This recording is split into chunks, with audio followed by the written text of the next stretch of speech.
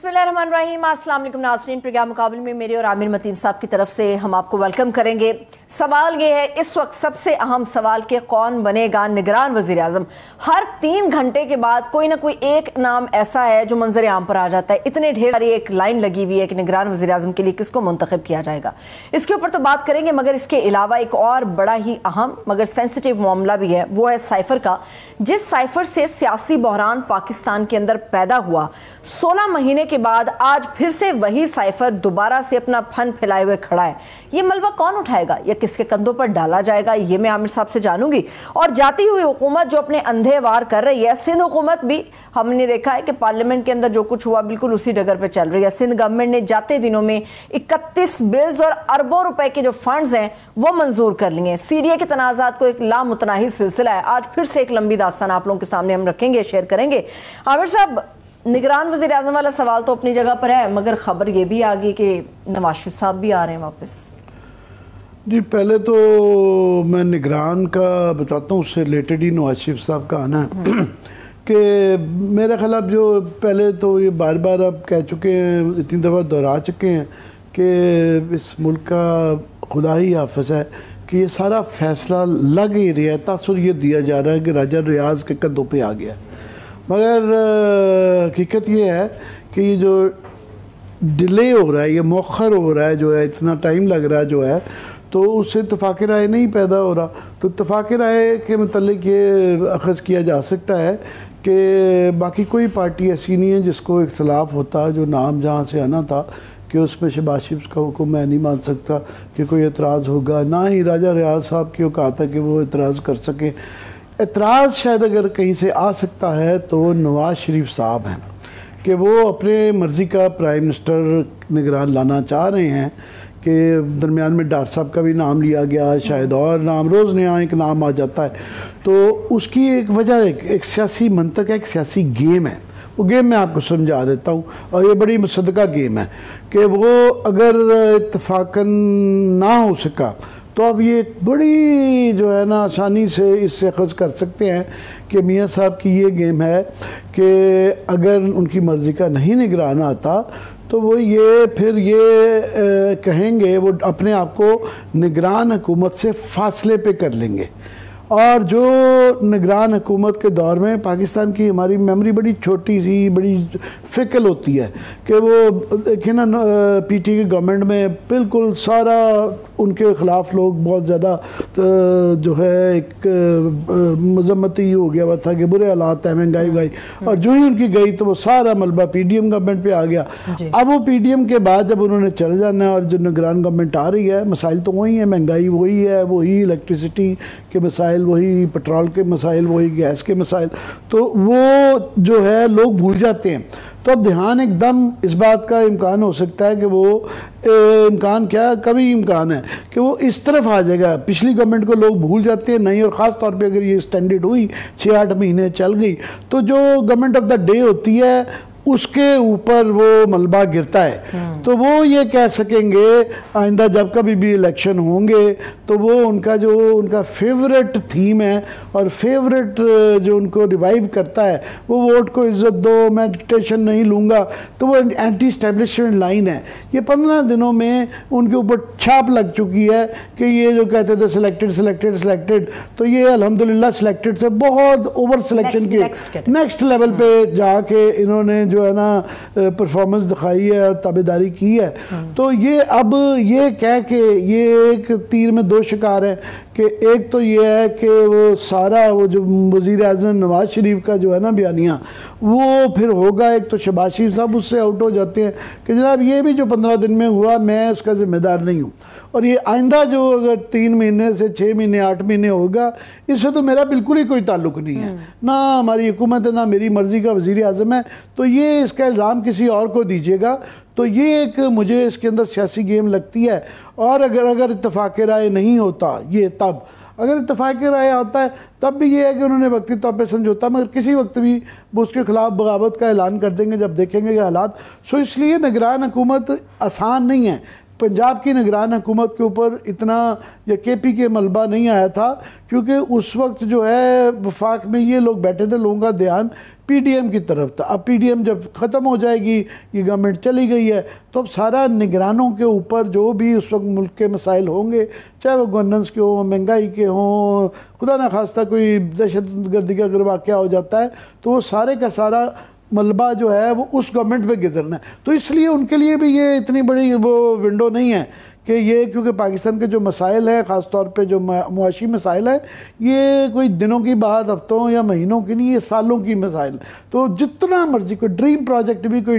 जो है मैं कह रहा हूँ कोई जादूगर भी आ जाए और यूँ करके वो अपना मैजिक वॉन्ड हिलाए और छड़ी हिला दे, तो भी जो है ना ये महीनों के अंदर ठीक नहीं हो सकता। तो ये इसलिए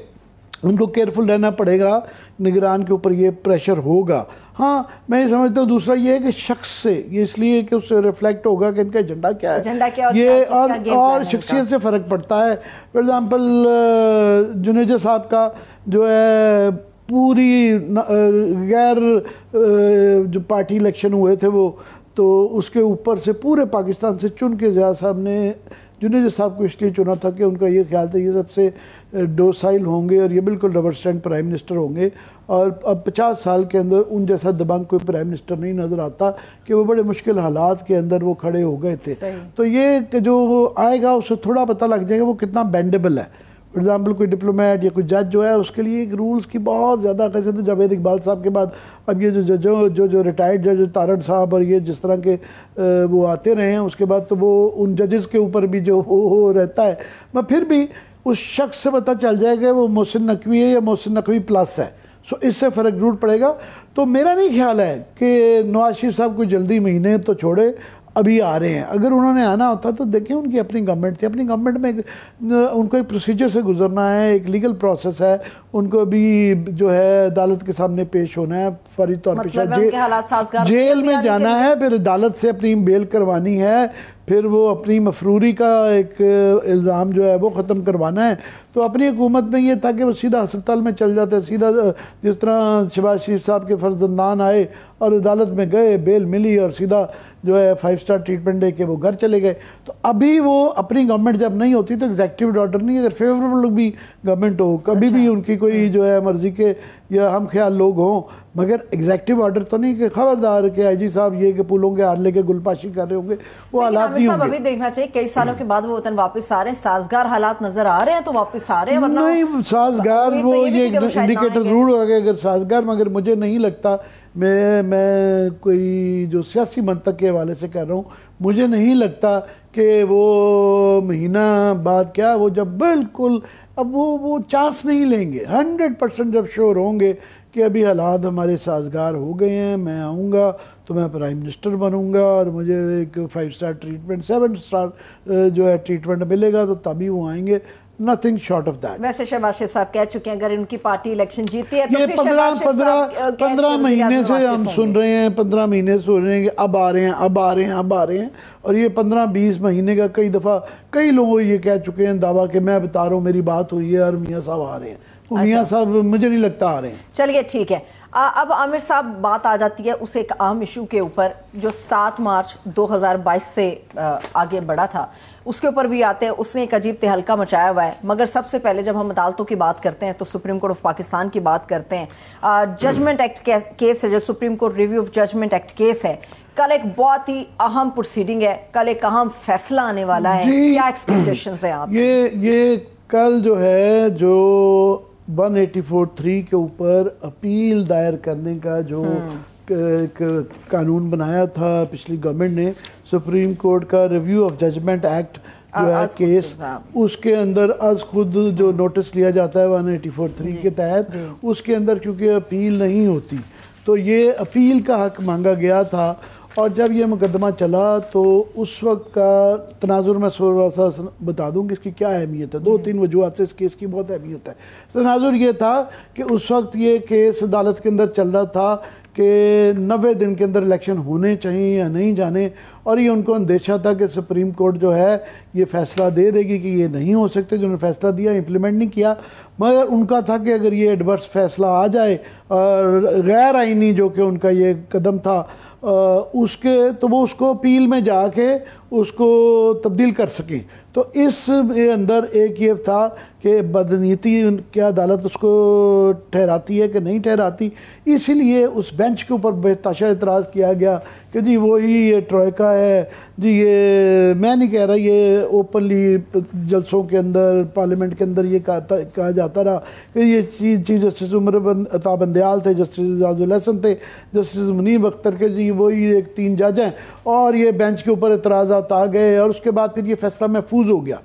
तो अब इसकी इम्पोर्टेंस ये है गो के वो जिसके लिए किया जा रहा था, एक तो उस केस के हवाले से था, वो 90 दिन तो क्या अब 180 दिन के ऊपर भी 200 दिन 2 सेंचुरियाँ हो गई हुई हैं और पता नहीं आगे कितने और सेंचुरियाँ हो जाएं, तो वो उसकी वो अहमियत वक्ती तौर पे तो रह गई है। मगर ये बहरहाल ये अपील के राइट का जो है ये एक बहस ये भी है इसके अंदर जो फैसला आना है कि आया अपील के लिए, क्योंकि 184(3) जो है एक आइनी शिक है, इसकी तरमीम के लिए आइनी तरमीम करनी पड़ेगी कि नहीं करनी पड़ेगी। ये सिंपल जो गवर्नमेंट का ये स्टांस था कि नहीं, ये कानून के ज़रिए तब्दील किया जा सकता है, रूल्स के ज़रिए तब्दील किया जा सकता है, तो ये एक आइंदा आने वाले उस पर भी होगा। दूसरी सबसे बड़ी इसकी ज़्यादा अहम बात इसकी ये है कि ये बहुत ज़्यादा तनकीद आ रही है सुप्रीम कोर्ट के ऊपर कि ये जो है इस तरह के प्रेशर से डर कर, क्योंकि उनके ऊपर जो हमले हुए हैं पिछले ये 7-8 महीने में, डायरेक्टली नाम ले लेके जजेस का, 3 का बेंच, 8 का बेंच, तस्वीरें लगा के PTV पे, चैनल्स पे, और जो मैंने कम से कम मेरा नहीं ख्याल है कि जस्टिस मुनीर को तो उस ज़माने में इस तरह का सेंसरशिप थी, वो पॉसिबल ही नहीं है। किसी जिन्होंने भुट्टो साहब को फांसी दी उन जजेस के साथ भी ये सलूक नहीं हुआ जो इन जजेस के साथ बगैर किसी को फांसी लगाए जो हुआ है। और क्या केसेस का फैसला ना करने पे इन्होंने जो नहीं किए हुए थे, क्योंकि इनको प्रेशर आ रहा था, जो ही कोई फैसला आता था उसके ऊपर ये अटैक शुरू हो जाता था। तो ये इसकी टाइमिंग इंपॉर्टेंट आ गई है कि आज वो गवर्नमेंट जो है ना नोटिफिकेशन दोपहर को आया है, कल ये फैसला जो महफूज किया गया हुआ था इसका आ रहा है। तो ये देखना है क्या ये इब्तिदा है, वो जो रुके हुए फैसलों की एक लंबी कितार है, स्टार्टिंग फ्रॉम जो नैब की तरमीम का कानून है, उसके बाद से ये प्रोसीजर वाला बिल है, उसके बाद जो है और कई बिल हैं अभी जो बाद में, तो खैर ये तौहीन अदालत और ये जो है फिर और बेताशा ये पिछले चंद दिनों में बड़े बड़े कंट्रोवर्शियल बिल जो आ चुके हैं, तो वो तमाम बिल जो कि चैलेंज हुए हैं अदालत में 90 दिन का भी इम्प्लीमेंटेशन का, क्योंकि अब क्योंकि उसका फ़ायदा कोई नहीं है वैसे, मगर फिर भी इम्प्लीमेंटेशन का वो शहबाज शरीफ साहब को जाने के बाद ही बुला लें। जिस तरह फॉर एग्ज़ाम्पल जो 1988 की जो 1990 के अंदर बहाल की गई थी, फैसला आ गया था जुनेजो साहब की जो डिसोल्यूशन हुई थी 1988 में, तो वो ज़ियाउल हक साहब के गुजर जाने के बाद आया कि वो गलत था, मगर साथ में कहा कि क्योंकि अब वो फैसला आ चुका है, अगेन वो फिर असलम बेग साहब ने क्लेम किया था लेटर ऑन कि जी ये मैंने करवाया है, बाद में उससे मुकर गए थे, तो वो उन्होंने कहा जब इलेक्शन का क्योंकि इंतजाम से हो गया है तो इसमें डॉक्ट्रिन ऑफ नेसेसिटी अप्लाई करके उनके जब इलेक्शन करवा लें तो वो मौके पे नहीं किया जाता, मगर बाद में तो कम अज़ कम ये करेक्शन हो जाएगी कि आइंदा, वरना ये रवायत बन जाएगी कि हर गवर्नमेंट कहेगी तो बन तो चुकी भी है कि ना हमारे फोर्सेस नहीं है, कच्चे के इलाके में मसाइल हैं और जो है वो बहाना बनाया जा सकता है। ये इसका अब भी इम्प्लीमेंटेशन के हवाले से ये जस्टिस अता बंदयाल साहब अब जाने वाले हैं, मगर इनका कहना कि जी ये मैंने फैसला दे दिया, इम्प्लीमेंट करवाना जो है इसका तारीख फैसला करेंगे। अगले चीफ जस्टिस जो आ रहे हैं उनके हवाले से भी आमिर साहब ये केसेस को लेके बहुत सारे मामलात हैं, इंशाल्लाह ताला देखेंगे कि उम्मीद है कि अच्छे की तरफ ही हो। मुझे साइफर की तरफ भी बढ़ना है, मगर उससे पहले इस गुफ्तगू में शामिल कर लेते हैं हमारे साथ इस वक्त सीनियर सियासतदान है मुस्तफ़ा नवाज खोखर साहब, किसी तारुफ के मोहताज नहीं है। Sir thank you so much आपके वक्त के लिए। जी आमिर साहब। जी मैं मुस्तफ़ा खोखर साहब सिर्फ सियासतदान सीनियर नहीं है, ये बैरिस्टर भी हैं, तो ये मैं चाह रहा हूँ कि पहले इनसे इस पे ले लेता हूँ कि ये जो अहमियत है कि हमारे जो काफ़ी इस वक्त हमें शिकायत हैं कि पिछले चंद महीनों में जो कुछ हुआ, काफ़ी लोगों ने और काफ़ी हद तक कई दफ़ा जायज़ भी शिकायत रही कि अदालतें अगर अपना हौसला करती और फैसला कर देती वन वे और अनदर, जो भी उनके ऊपर तनकीद, तो फिर हिस्ट्री फैसला करती, वो लेटी नहीं। तो ये जो कल आ रहा है फैसला रिव्यू के ऊपर 184(3) की अपील के ऊपर, तो इसको आप, इसका क्या तनाजुर देखते हैं, क्या अहमियत है इसकी आपकी नज़र में? जी शुक्रिया आमिर भाई। हम सब के इल्म में है कि पिछली इस मुल्क में तकरीबन 2 दहाइयों से जो जुडिशल एक्टिविज्म रहा, उसके ऊपर तो तकरीबन माशरे पूरे में कंसेंसस है कि ये अनब्रिडल्ड पावर्स हैं, अनचेक पावर्स हैं जो chief justice of Pakistan enjoy करते हैं, और इनके ऊपर एक चेक होना चाहिए। हमने इफ्तिखार चौधरी साहब के दौर में जुडिशल एक्टिविज्म देखा, और फिर हमने उस जुडिशल एक्टिविज्म की ऐसी इंतहा देखी कि जिसके नतीजे में पाकिस्तान को और पाकिस्तान के टैक्स पेयर्स को, अवाम को बिलियंस ऑफ डॉलर्स जो थे वो जुर्मानों में से अदा करने पड़े। तो ये हमारे माशरे में और लीगल फ्रेटर्निटी में एक कंसेंसस है कि ये जो पावर्स हैं ये रेगुलेट होनी चाहिए, और ये रेगुलेट होने के बाद फिर उसमें एक अपील का भी हक होना चाहिए, क्योंकि ये नेचुरल जस्टिस के खिलाफ है कि आप एक शख्स को के केस के ऊपर सो मोटो नोटिस देकर फैसला कर देते हैं और फिर उसके पास कोई और फोरम बचता नहीं है जहां पर जाकर वो अपना मौक़िफ़ या कोई अपील दोबारा दायर कर सके। और अमूमन देखने में ये आया कि जब सुप्रीम कोर्ट किसी मामले में नोटिस लेकर और वो मामला नीचे लोअर जुडिशरी को भेज देती है, तो वहां पर लोअर जुडिशरी में भी इंसाफ नहीं मिलता कि ऊपर सुप्रीम कोर्ट इसके ऊपर पहले ये कह चुकी है, तो अगर हमने उसके कॉन्ट्री व्यू लिया तो उसके कॉन्सिक्वेंसेज होंगे। तो देयरफॉर आई थिंक कि 184(3) की जो पावर्स हैं वो रेगुलेट होने की अशद जरूरत है। हमारी लीगल फ्रेटर्निटी में उसके ऊपर कंसेंसस है, और गवर्नमेंट ने जो लॉ पास किया, ऑल्दो इस गवर्नमेंट ने बहुत से ऐसे लॉज पास किए जिनकी मैं कतई हिमायत नहीं करता, जो इंसानी हकूक के खिलाफ है, जो फंडामेंटल हमारे राइट्स के चैप्टर है कॉन्स्टिट्यूशन का, उसके खिलाफ है। लेकिन दिस लॉ ये वक्त की जरूरत थी। और मैं सेनेटर साहब बिल्कुल आपसे एग्री करता हूँ कि वो एक बहुत बड़ा कंसेंसस है कि ये 184(3) जो है इसका जिस तरीके से इस्तेमाल होता रहा और इसके अंदर अपील का राइट देना चाहिए,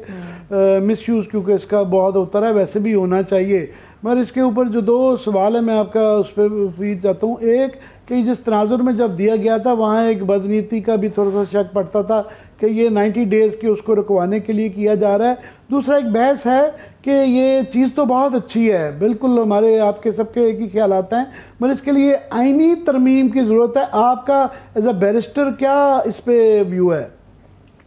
देखें, ये बहस तो अपनी जगह बाहर तो और मौजूद है कि क्या सुप्रीम कोर्ट रूल्स को अंडर द लॉ अमेंड किया जा सकता है, या फिर उसके लिए आपको 184(3) की जो पावर्स हैं उनको अमेंड करने के लिए कॉन्स्टिट्यूशन। अच्छा, अब कॉन्स्टिट्यूशनल अमेंडमेंट और ये दोनों जो व्यूज हैं इनके अपने अपने प्रोपोनेंट्स भी हैं, प्रोज एंड कॉन्स भी हैं, लेकिन गुजारिश ये है कि सुप्रीम कोर्ट हर इदारा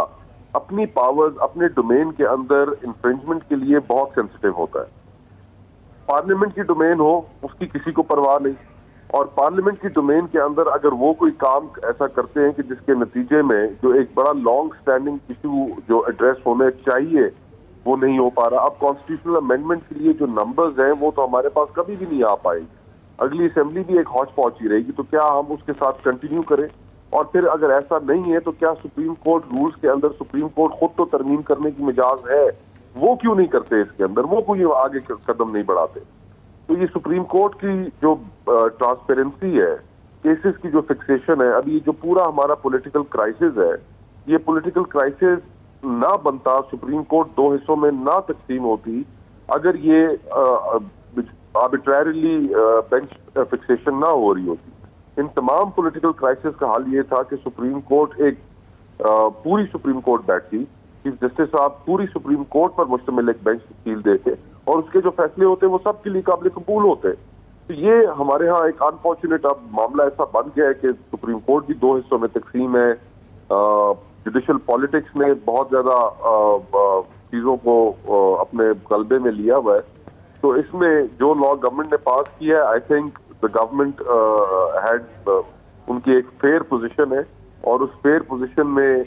सुप्रीम कोर्ट को अपनी ईगो की प्रॉब्लम नहीं बनानी चाहिए, and they should let the law government go ahead with the law. मैं बिल्कुल सेनेटर साहब आपके पास आपका व्यू लेता हूँ, मगर मैं पहले वैसे तो तमाम नाजरीन को सारा दिन इसके ऊपर डिस्कशन होती रही, पता ही है कि जो साइफर की जो एक कंट्रोवर्सी हुई, जिसके इर्द गिर्द काफ़ी महीनों से जो है, अब तो मतलब 15-16 महीने से जब से पीटीआई गवर्नमेंट गई है, इसके ऊपर बहस चलती रही है, सियासत उसके इर्द गिर्द रही। तो आज उसके अंदर एक मज़ीद एक डेवलपमेंट हुई कि एक अमरीकी जो है जरीदे के अंदर उसके मुबैना कंटेंट्स छपे कि ये कंटेंट्स हैं। तो उसके बाद फिर स्टेट डिपार्टमेंट ने, पाकिस्तान के फॉरेन ऑफिस ने ओन या डिसओन नहीं उसको किया, मगर अमेरिका के स्टेट डिपार्टमेंट से जब पूछा गया तो उन्होंने भी हाँ या ना नहीं की, मगर उन्होंने ये कह के टेसिट ऑथेंटिसिटी इसकी इस्टेब्लिश कर दी कि इसके जो मंदरजात हैं इससे ये प्रूव होता है कि कोई साजिश नहीं हुई थी। मगर उसके अगर कंटेंट उस मुबैना साइफर के अगर पढ़े जाएं तो मेरा कम से कम ये ख्याल है कि उसमें स्टेट डिपार्टमेंट ने वो एक आउट ऑफ द वे जाके आउट ऑफ लाइन थे, बहुत ज़्यादा सख्त अल्फाज में, ख़ासतौर में ये कहना कि अगर ये वोट ऑफ कॉन्फिडेंस कामयाब हो जाता है इमरान खान के ख़िलाफ़ तो फिर ये आपकी जो है हम इसको भूल सकते हैं। तो मैं आपका व्यू चाह रहा हूँ सेनेटर साहब कि आपने इसको किस तनाजुर में देखा है, क्या कहेंगे आप? फिर भाई बिलाशुबा पाकिस्तान में बहुत बड़ी ये कंट्रोवर्सी रही, इसको पीटीआई ने खास अंदाज में इस्तेमाल करने की कोशिश जरूर की, उनका अपना मौक़िफ़ होगा, लेकिन मैं कुछ ऐसी चीज़ों का प्रिवी हूँ कि जिसकी बुनियाद पे मैं ये कह सकता हूँ कि इस साइफर के आने से बहुत पहले अपोजिशन ने आपस में तय कर लिया था कि अदम एतमाद लेकर वो आए। फॉर एग्जाम्पल बिलावल साहब ने फरवरी के अंदर इस्लामाबाद की तरफ लॉन्ग मार्च किया और इस्लामाबाद पहुंचते ही, और उससे पहले तमाम अपोजिशन आपस में तय कर चुकी थी कि जैसे ही वो इस्लामाबाद पहुंचेंगे तो यहाँ पर आकर अदम एतमाद फाइल होगा। जो साइफर है वो तो उसके 7 मार्च के बाद का इंसिडेंट है, और उससे पहले इमरान खान साहब खुद ऑन रिकॉर्ड है कि जिसमें उन्होंने गालिबन दिसंबर में या नवंबर में जब उन्होंने अपना स्टेटमेंट दिया, एक इंटरव्यू दिया, जिसमें उन्होंने कहा कि मुझे पता है कि अपोजिशन अदम एतमाद की मेरे खिलाफ तैयारी कर रही है। तो उसको अदम एतमाद से लिंक करना, उसके अंदर मैं कोई खास कोई इतना आर्गूमेंट के अंदर जान नहीं महसूस करता। इमरान खान साहब ने अनफॉर्चुनेटली अपने दौरे हुकूमत में हम आप और मैं बहुत सी ऐसी चीज़ों से भी वाकिफ़ हैं जो शायद टीवी पर नहीं कही जा सकती, लेकिन कोई ऐसी फॉरेन गवर्नमेंट नहीं थी, पाकिस्तान के देरीना दोस्त नहीं थे कि जिनके साथ अपने तल्लुकात अच्छे बरकरार रखे हों, चाहे वो अमेरिकन हों, चाहे वो यूरोपियंस हों, चाहे वो मिडिल ईस्टर्न कंट्रीज हों, हत्ता कि तुर्की और मलेशिया जैसे लोगों के साथ भी उन्होंने अपने इमेच्योरिटी की वजह से तल्लुकात काफ़ी ख़राब कर लिए थे। तो इसके ऊपर sadly PTI has no friends abroad, no friends outside Pakistan, और उसकी उन्हें एक अभी इस माहौल में उन्हें कॉस्ट पे करनी पड़ रही है। मैं क्विकली आपसे जानना चाहूँगा कि आप उन 2-4 लोगों में से थे कि पीटीआई की गवर्नमेंट का तो उनका फिर जो निकाले गए तो उनको तो अपने करदा ना करदा गुनाहों की सज़ा मिल गई। ये मगर पिछले 15 महीनों के अंदर जो हुआ, जो इश्यूज़ के हवाले से, जो कंट्रोवर्शियल लेजिस्लेशन के हवाले से, गवर्नेंस के हवाले से और महंगाई ब्ला ब्ला ब्ला, एक लंबी लिस्ट है। आप और 2-4 और थे मेरे ज़हन में जो है शायद खाकान अब्बासी गो के उन्होंने गवर्नमेंट नहीं छोड़ी थी, मगर वो भी बड़ा दिलेरी से बोलते रहे। आपने तो दिलेरी से बोलने की सज़ा भी काटी कि आपने अपनी पार्टी से तो नहीं बस सेनेट से इस्तीफ़ा दे दिया। तो मैं इसलिए आपका बड़ा, आप उन चंद लोगों में से जिनका इंडिपेंडेंट एक व्यू है, तो आप ये पिछले 15 महीने की उसको परफॉर्मेंस को कैसे जज करेंगे? आमिर भाई, शुक्रिया for your generous comment, very kind of you. जो पिछले 15 महीने गुजरे उसके अंदर, उसमें नो कॉन्फिडेंस से पहले जो अपोजिशन की पोजीशन थी, जो पीडीएम का बयानिया था, वो तो पाकिस्तान के अवाम के सामने इन्होंने रखा कि जी इमरान खान साहब का जो दौरे हुकूमत है ये एक हाइब्रिड दौर है, इसमें इंसानी हकूक की बड़ी खिलाफ वर्जियाँ हुई, प्रेस फ्रीडम्स जो है वो खत्म हुई, पॉलिटिकल स्पेस खत्म हुई, और हम इसके खिलाफ है और हम हुकूमत में आएंगे तो इसको हम तब्दील करें। लेकिन हमने जो पिछले 15 महीने देखे, इसमें अनफॉर्चुनेटली हमने वो सफर देखा कि जिसमें एक हाइब्रिड हुकूमत से हम हाइब्रिड 2.0 की तरफ आ गए। और इन 15 महीनों के अंदर वही जो चीजें जो शायद इमरान खान साहब के दौर के अंदर नहीं की जा सकी थी, वो बड़ी प्राउडली इस दौर के अंदर वो खिदमात की सर अंजाम दी। आप इंसानी हकूक के हवाले से लेजिस्लेशन उठाकर देख लें, आप कॉन्स्टिट्यूशनल गारंटीज के हवाले से देख लें, तमाम पॉलिटिकल विक्टिमाइजेशन के हवाले से देख लें, कुछ भी नहीं बदला पाकिस्तान में। और उल्टा वजीर आजम साहब जगह जगह हर मौके पर और इस बड़े फखरिया अंदाज से कहते रहे कि मुझे इस हुकूमत का जितना प्रोग्राम है वो तो आर्मी चीफ की जानिब से आया है, उसको मुकम्मल करने का उन्होंने प्रोग्राम मुझे दिया। तो इससे हमने पार्लियामेंट की सैंक्टिटी खत्म होते हुए देखी, जुडिशरी की सैंक्टिटी खत्म होते हुए देखी, उनके ऑर्डर्स फ्लाउट किए जाते रहे। कोई इंस्टीट्यूशन पाकिस्तान में ऐसा बचा नहीं कि जिसकी सैंक्टिटी हो। और अनफॉर्चुनेटली सारी की कॉस्ट जो पे की वो पाकिस्तान के अवाम ने की। मईशत की आप हालत देखें, जो बिजली और गैस यूटिलिटीज जो महंगी हुई, जो इन्फ्लेशन ऊपर गई, और फिर सबसे बड़ी बात कि हमारे माशरे के अंदर जो एक उम्मीद खत्म हुई, जो पाकिस्तान से माइग्रेशन हुई। हम कितने लोगों को जानते हैं, अपने कुर्ब जवार में लोगों को जानते हैं जो मुल्क छोड़कर निकले, और पाकिस्तान से इस वक्त इतने लोग निकल रहे हैं यहाँ से। ब्रेन ड्रेन जो हो रहा है वो सिर्फ इस वजह से हो रहा है कि लोगों की यहाँ पर होप खत्म होती जा रही है। तो पीडीएम का जो स्कोर कार्ड है उसमें तो अनफॉर्चुनेटली उसके अंदर कोई ऐसी चीज नहीं है। क्विकली ये मुझे ब्रेक का कह रही हैं, मैं आपसे चाह रहा हूँ उस वक्त क्विकली आप जो निगरान गवर्नमेंट आ रही है, ये नहीं पता कि ये 6 महीने रहेगी, 8 महीने रहेगी, तो इस पे आपकी क्या उम्मीद है क्विकली?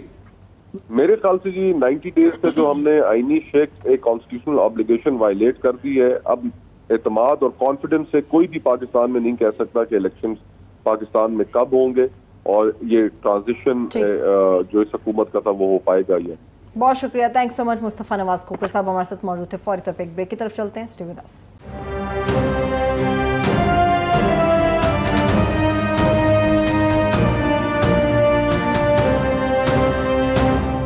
बाद एक बार फिर से हम प्रोग्राम में आपको खुशामदीद कहेंगे। आपने आमिर साहब मुस्तफा नवाज खोकर साहब से सवाल पूछ लिया, मगर आपने इसका कोई जवाब नहीं दिया कि आप इनकी गवर्नमेंट को जो 15-16 महीने कितना क्या रेट करेंगे? उनकी गवर्नमेंट को मैंने क्या कहना है, जो शायद खान अब्बासी साहब कह गए हैं कि ये हमारी हिस्ट्री की बदतरीन पार्लियामेंट थी, और मैं 30 साल कवरेज जो करता रहा हूँ पार्लियामेंट की, 20 साल मैंने तकरीबन रोज़ कॉलम लिखा है, वहाँ पार्लियामेंट्री डायरी लिखते थे। तो वो इसलिए मैं भी अपने तजर्बे बेस है, मैंने इस तरह की देखी ही नहीं। ये अब से नहीं, ये कोई जो इन्हतात है पिछले 5-10 साल से शुरू हो गया था, मगर ये एक एक्सट्रीम थी क्योंकि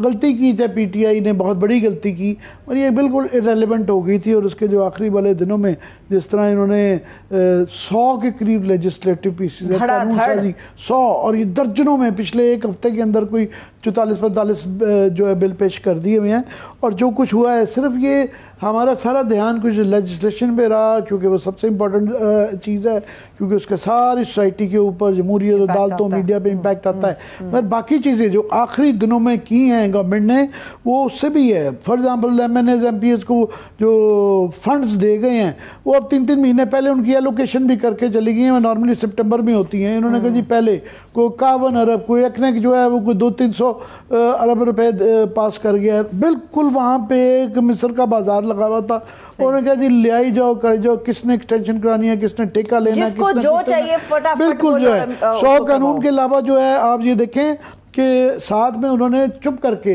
2 दर्जन के करीब जो है ना 21वें ग्रेड 20वें ग्रेड की तरक्कियां कर दी अपने मंजूर नज़र अफसरान की, और काफ़ी उनमें से जायज़ हैं, बिल्कुल सही हैं, मगर उन जायज़ के साथ ज़्यादती हो जाती है, बीच में कुछ नाजायज़ भी कर देते हैं, सिफारशी कर देते हैं, उसकी वजह से फिर जो है ये शिकायतें रह जाती हैं। और ये पीटीआई गवर्नमेंट बड़ी ही बेवकूफ़ थी। अल्हम्दुलिल्लाह जो है ना उनका सबसे ज़्यादा सत्यानाश करने में आज़म खान था, जो कि अब अल्हम्दुलिल्लाह उनके अप्रूवर बन चुके हुए हैं, कि उन्होंने कोई ये जो तरक्कियों की थी आखिरी 7-8 महीने की नहीं। ये जो आप अपनी मर्ज़ी के और कई दफ़ा नाजायज़ लगा के जाते हैं, उनकी फिर पर्सनल लॉयल्टी होती है आपके साथ, तो वो आइंदा 5-10 साल तक उन्होंने ही रहना होता है, तो वो आपको ये डिलीवर करते रहते हैं। पहली बात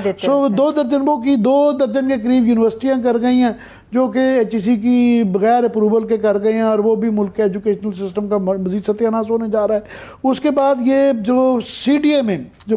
बाकी जगहों भी हिस्सा हुआ, CDA के अंदर जो है ना तकीर शाह साहब जो जाते वक्त अब अपने आप को वर्ल्ड बैंक का MD कर रिप्रेजेंटेटिव पाकिस्तान का वहाँ लग के जा रहे हैं, तो जाते वक्त उनका थ्रू आउट ये टेन्योर मेरा,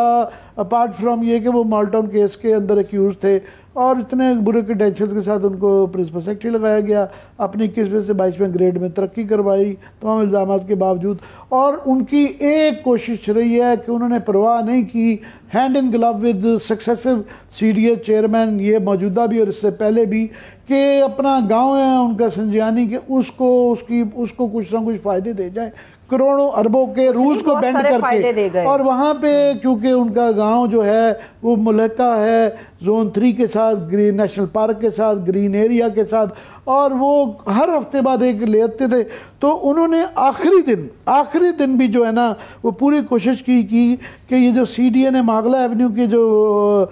कॉरिडोर मोटरवे तक का नया जो कॉरिडोर है ना उसकी मंजूरी दे दी है।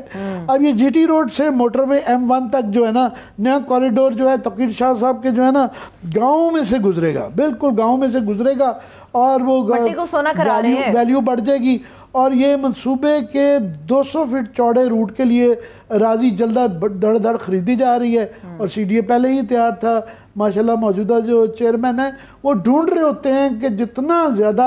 ये मालवानी वाले प्रोजेक्ट किए जाएं तो वो रोज़ का लेके आते हैं। 5.5 अरब रुपये का मंसूबा ये 8 माह में मुकम्मल किया जाएगा। इससे पहले आपको पता है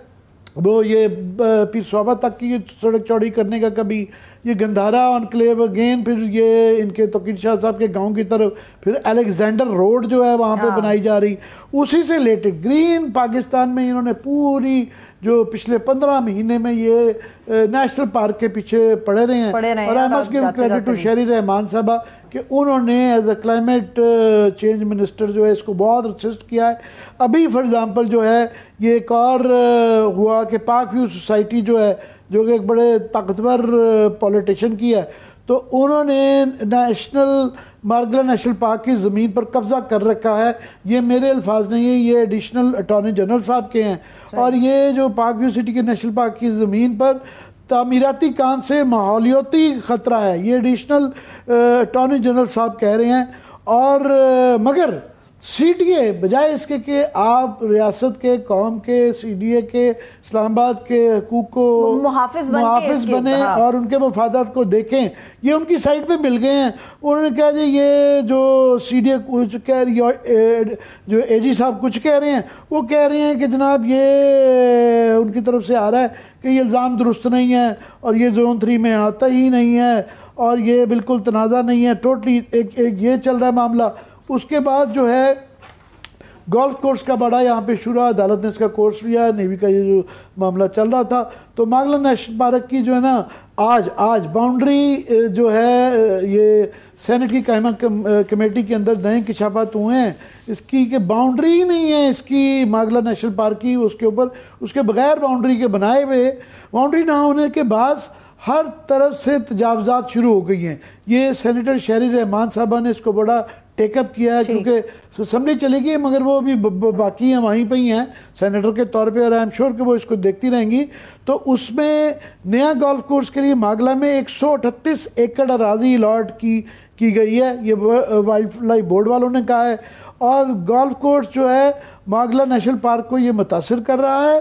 और नेशनल पार्क में माहौल दोस्त तामीरात पर पाबंदी नहीं। ये जो करना होता है ना, जो खांचा लगाना होता है उसको कहते हैं ये माहौल दोस्त। और भाई कंक्रीट और सरिये के साथ कोई चीज माहौल दोस्त नहीं होती है, हेरफेर है। लेकिन मैं भी आपको बता दूं जाते जाते जो एक और खबर आ गई है पेट्रोलियम डिवीजन से, वहां भी अफसरान के तकर्रुर तबादले कर दिए गए हैं, जाते जाते गवर्नमेंट सारा कुछ कर रही है। ये क्विकली ये बता दूं कि सिंध के अंदर भी जो है ना उसी स्पीड के साथ जो यहाँ किया गया है वहां भी जाते हैं, उनके 2-1 दिन रहते हैं। उन्होंने 2 हफ्तों से आखिरी इजलास में 32 बिल्स मंजूर किए हैं। सिंध के 140 से ज़ायद सूबाई महकमों में नई भर्तियों के लिए इश्तिहारात जारी हैं, और सजावलता टंडू मोहम्मद खान रोड की तामीर के लिए 25 अरब रुपया लगाया। लोगों को थोड़ा हजम करने दे आमिर साहब, थोड़ा सा हजम करने दे लोगों को। टाइम थोड़ा है। मेरे पास अभी 2 मिनट है, मैं चाह रही हूँ कि लोगों को पता चले कि इनफैक्ट हो क्या रहा है यहाँ पे। हो ये रहा है कि ये फंड जो होते हैं ये जुलाई के अंदर उन्होंने सितंबर के मकसद करिए सितंबर में किए जाते हैं,